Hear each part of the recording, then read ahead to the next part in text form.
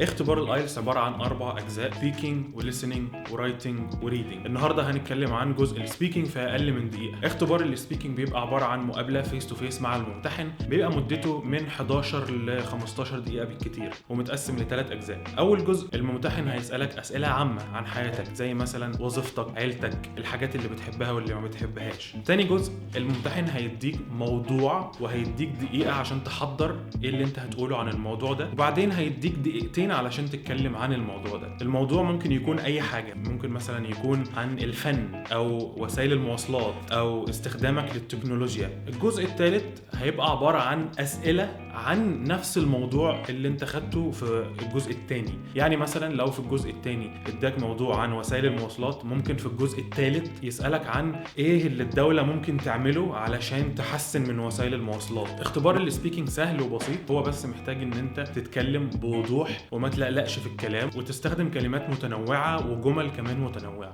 بس كده، تابعوني وما تنسوش تعملوا فولو ولايك وشير وكل الحاجات دي. باي.